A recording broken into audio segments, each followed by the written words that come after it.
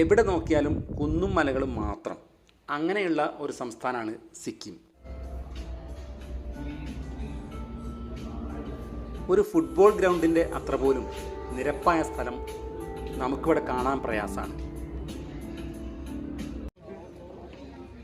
സിക്കിമിൻ്റെ തലസ്ഥാനമായിട്ടുള്ള ഗാങ്ടോക്കാണിത്. ഇന്ത്യയിലെ ഏറ്റവും ശുചിത്വപൂർണമായ സംസ്ഥാനങ്ങളുടെ പട്ടികയിലാണ് സിക്കിം.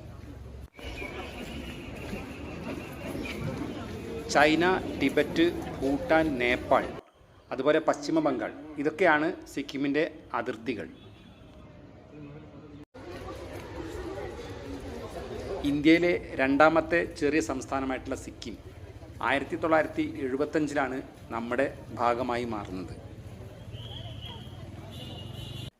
വളരെ ക്ഷമയോടെ ട്രാഫിക് നിയമങ്ങൾ പാലിച്ചുകൊണ്ട് വണ്ടി ഓടിക്കുന്ന ഒരു ഡ്രൈവിംഗ് സംസ്കാരം നമുക്കിവിടെ കാണാൻ കഴിയും. ഗാങ്ടോക്കിൻ്റെ ഒരു രാത്രി കാഴ്ചയാണിത്. ഇത് ചെമ്പൻ പാണ്ടയാണ്, സിക്കിമിൻ്റെ ദേശീയ മൃഗം. വലിയ പ്രാധാന്യത്തോടു കൂടിയിട്ട് ഇതിൻ്റെ രൂപങ്ങൾ പല സ്ഥലങ്ങളിലും വെച്ചിരിക്കുന്നത് കാണാം. മോമോ തയ്യാറാക്കിക്കൊണ്ടിരിക്കുന്ന കാഴ്ചയാണ്.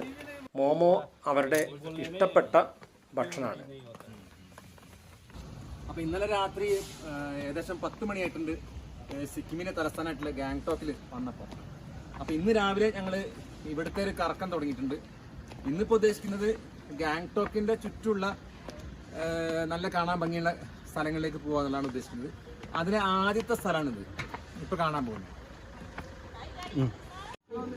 ഇനി ഇവിടുത്തെ കാഴ്ചകളിലേക്ക് വരാം. ഇത് എൻചെ മൊണാസ്ട്രിയാണ്. ഇത്തരം മൊണാസ്ട്രികൾ സിക്കിമിൻ്റെ പല ഭാഗത്തും നമുക്ക് കാണാൻ കഴിയും. സിക്കിമിൽ ഹിന്ദുമതം ഏകദേശം 57% വരും, ബുദ്ധമതം 27%.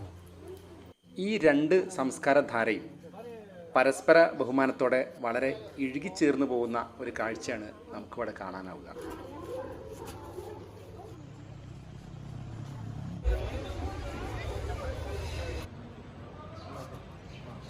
ഇനി അടുത്ത ഇവിടുത്തെ ഒരു കാഴ്ച റോപ്പ് വേ ആണ്. ഈ റോപ്പ് വേയിൽ കയറുന്നതോട് കൂടിയിട്ട് ഗാങ്ടോക്ക് പട്ടണത്തിൻ്റെ അത്യാവശ്യം നല്ലൊരു ദൃശ്യം നമുക്ക് കാണാൻ കഴിയും.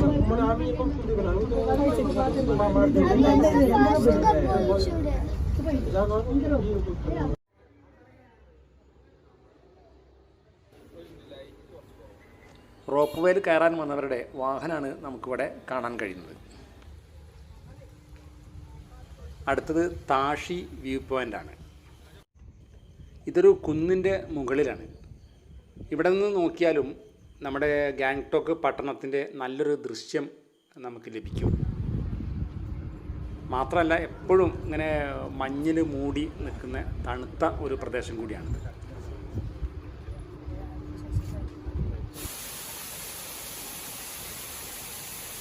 ഇനി അടുത്ത കാഴ്ച ബാങ്താങ് വാട്ടർഫാൾസ് ആണ്. സിക്കിമിൻ്റെ പരമ്പരാഗത വേഷം അണിയാൻ നമുക്കിവിടെ ഒരു അവസരം കിട്ടും. അതിന് ചെറിയൊരു വാടക കൊടുക്കണം. അങ്ങനെ വാടക കൊടുത്തു കഴിഞ്ഞാൽ അവർ തന്നെ ആ ഡ്രസ്സുകൾ നമ്മളെ അണിയിക്കും.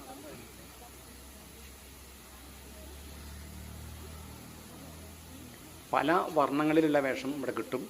അതുപോലെ പല പ്രായക്കാർക്കുള്ള വേഷവും ഇവിടെ കിട്ടും.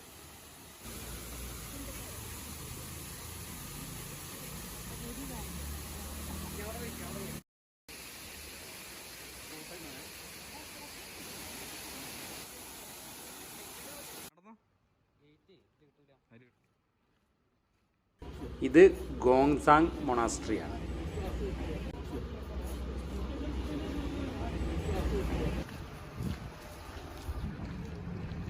ഗാങ്ടോക്കിലെ മൊണാസ്ട്രികളിൽ ഒരുപക്ഷെ ഏറ്റവും വലുത് ഇതായിരിക്കും. ഇവിടെ പഠനത്തിനായിട്ട് കുട്ടികൾ പല ദേശങ്ങളിൽ നിന്ന് ഇവിടെ എത്താറുണ്ട്. അവർക്കിവിടെ താമസിച്ച് പഠിക്കാനുള്ള സൗകര്യങ്ങളൊക്കെ ഇവിടെ ഉണ്ട്.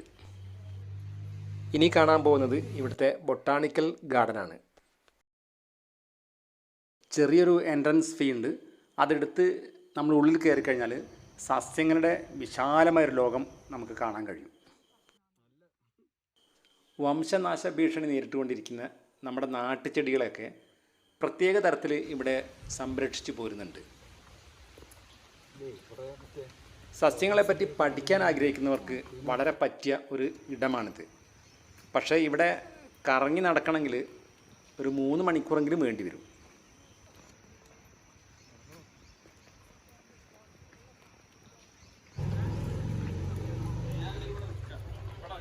പിന്നെ നമുക്കിതാ ഇവിടേക്ക് വരാം, ഹിമാലയൻ സുവോളജിക്കൽ പാർക്ക്. പക്ഷേ ഞാൻ സിക്കിമിലെത്തിയ ദിവസം ഇവിടെ അവധിയായിരുന്നു, അതുകൊണ്ട് അതിനുള്ളിലേക്ക് പോകാൻ കഴിഞ്ഞിട്ടില്ല.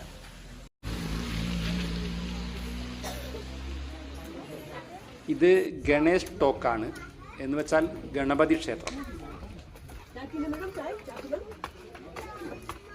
സിക്കിമിൻ്റെ തലസ്ഥാനമായിട്ടുള്ള ഗാങ്ടോക്കിൽ വന്നാൽ ഒരു വണ്ടിയൊക്കെ എടുത്തു പോയാൽ ഒരു ദിവസം കൊണ്ട് കാണാവുന്ന കാഴ്ചകളാണ് ഇപ്പം പറഞ്ഞിട്ടുള്ളത്. ഇനി നമുക്കിവിടെ കൗതുകമായി തോന്നിയിട്ടുള്ള മറ്റു ചില കാര്യങ്ങളും കൂടി നോക്കാം. വേറെ സംഗതി കണ്ടിട്ടുള്ള എന്താണെന്ന് വെച്ചാൽ, പിന്നെ ഈ ബിൽഡിങ്ങൊക്കെ ഇടയ്ക്ക് ഇങ്ങനെ ചെറിയൊരു ഇങ്ങനെ ഇടവഴി ഉണ്ടാവും. ഈ ഇടവഴി എന്ന് പറഞ്ഞാൽ ഏകദേശം ചിലപ്പോൾ 1.5 കിലോമീറ്റർ ഇങ്ങനെ താഴേക്ക് ഉണ്ടാവും. അപ്പോൾ താഴെയുള്ള ആൾക്കാർക്ക് അവിടെ എത്താൻ വേണ്ടിയിട്ട് എപ്പോഴും ഇങ്ങനെ ഒരു ഗ്യാപ്പ് ഉണ്ടാക്കിയിട്ടാണ് ബിൽഡിങ് തന്നെ ഉണ്ടാക്കുക. അപ്പോൾ അതാ ഒരാൾ കയറി വരുന്നുണ്ട്. അപ്പോൾ ഇങ്ങനെ നോക്കിയാൽ അറിയാം എത്രയോ ദൂരം ഇങ്ങനെ താഴേക്ക്. പിന്നെ ഈ ചെറിയ വഴി അതന്നെ എല്ലാം സ്റ്റെപ്പുകളായിരിക്കും. അപ്പോൾ അവിടെ എത്തുമ്പോഴത്തേക്ക് ശരിക്കും ഒരു 800 സ്റ്റെപ്പ് താഴേക്ക് പോയിട്ടുണ്ടാവും. ഇന്നിപ്പോൾ രാവിലെ ഒന്ന് നടക്കാൻ ഇറങ്ങിയതാണ്. സത്യത്തിൽ 6 മണിക്കായിരുന്നു അലാറം വെച്ചിരുന്നത്. പക്ഷേ 1-2 ദിവസമായിട്ട് ഇങ്ങനെ നേരത്തെ എഴുന്നേക്കുന്നതുകൊണ്ട് 5 മണിക്ക് എഴുന്നേറ്റു. അപ്പോഴാണ് ഇവിടുത്തെ രസം. ഇപ്പോൾ ഏകദേശം 5:15 ഇവിടെ നേരം വെളുത്തു കഴിഞ്ഞു. കണ്ടില്ലേ? ഇപ്പോൾ നമ്മുടെ നാട്ടിലാണെങ്കിൽ ഏകദേശം ഒരു 6:30, 6:45 ആ സമയത്തെ പോലെയാണ് ഇപ്പോൾ ഇവിടെ തോന്നിക്കുന്നത്. ഇപ്പം 5:15 സമയം. അതുപോലെ വേറൊരു പ്രത്യേകത കണ്ടത്, ഏകദേശം ഒരു 6 മണിയോട് കൂടിയിട്ട്, വൈകുന്നേരം 6 മണിയോട് കൂടിയിട്ട് ഇരുട്ടാവുകയും ചെയ്യും. ഇപ്പം ഇറങ്ങിയപ്പോഴാണ് ഇത് തണുപ്പ് മനസ്സിലാകുന്നത്. ഇപ്പം ശരിക്കും ഏകദേശം ഒരു 8 ഡിഗ്രിയൊക്കെയാണ് ഇപ്പം തണുപ്പ്. ഇവിടുത്തെ ശരിക്കും സീസൺ ആയിട്ടില്ല. അത് ശരിക്കും പിന്നെ നവംബർ, ഡിസംബർ, ജനുവരി ആ സമയത്തൊക്കെയാണ്. അപ്പം ഞാൻ നേരത്തെ പറഞ്ഞു, സിക്കിമിലെ വളരെ ഫേവറേറ്റ് ആയിട്ടുള്ളൊരു ഫുഡാണ് മോമോ. നമ്മളിപ്പോൾ എവിടെ പോകുമ്പോഴും വഴിവെക്കിൽ നമുക്ക് മോമോ കാണാൻ പറ്റും. അതുപോലെ വലിയ വലിയ ഹോട്ടലുകളിൽ ചെന്നാലും അവിടെ നമുക്ക് ഈ മോമോ കിട്ടും. ഇപ്പം നമുക്കിവിടെ ലൈവായിട്ട് നിർമ്മിക്കുന്നത് കാണാനൊരു അവസരം കിട്ടിയിരിക്കുകയാണ്. ഇതിൻ്റെ ഡിസൈനിങ് രൂപപ്പെടുത്തുന്നത് നല്ല രസമാണ്. കൈകൊണ്ട് തന്നെ പ്രത്യേക തരത്തിൽ ഇങ്ങനെ ഞെക്കിയാണ് അവർ ആ പ്രത്യേക തരത്തിലുള്ള ഒരു ഡിസൈൻ രൂപപ്പെടുത്തുന്നത്. ഇങ്ങനെയുള്ള കടകളിലൊക്കെ വരുമ്പോൾ ഇവരുടെ ഒരു ഭാഷ കേൾക്കാനും കൂടിയുള്ളൊരു അവസരം കിട്ടും.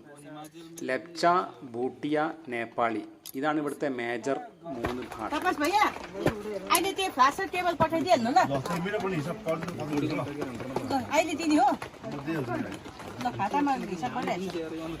अभी ज्यादा लोग है वहाँ पे, नॉर्थ से आते हैं. बहुत अच्छा है केरला, अच्छा ट्रिवांड्रम में ऐसा शांति है वहाँ पे. लोग दिखने में तो ऐसा बड़ा बड़ा मूंछ. ഇത് മറ്റൊരു വലിയ ഹോട്ടലിലെ കാഴ്ചയാണ്. അപ്പോൾ അവിടെയും പ്രധാന വിഭവം മോമോ തന്നെയാണ്. വല്ലാത്ത വൈബുള്ള ഒരു സ്ഥലമാണിത്. ഒരു സൈഡിൽ നല്ലൊരു അരുവി ഇങ്ങനെ ഒഴുകുന്നുണ്ട്. അതിൻ്റെ ശബ്ദം, നേരിയ ശബ്ദം നിങ്ങൾക്ക് ഇങ്ങനെ കേൾക്കാൻ പറ്റും. അപ്പോൾ ഞാൻ പറഞ്ഞത് ഇവിടെയൊക്കെ ഒരു പ്രധാന താരം ആണ് നമ്മുടെ മോമോ.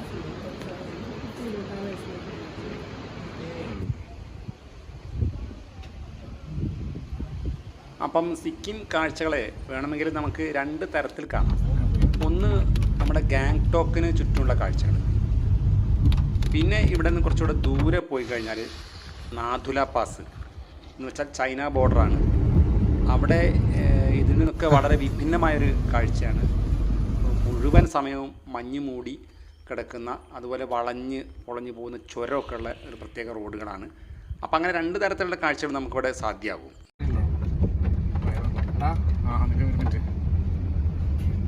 ഇതിൽ നാഥുര പാസിൻ്റെ ഒരു വീഡിയോ ഞാൻ കുറച്ച് മുമ്പ് പോസ്റ്റ് ചെയ്തിട്ടുണ്ടായിരുന്നു. അപ്പോൾ അതൊന്ന് കാണാൻ ശ്രമിക്കുക. അപ്പോൾ കൂടുതൽ കാര്യങ്ങൾ വ്യക്തമാകും.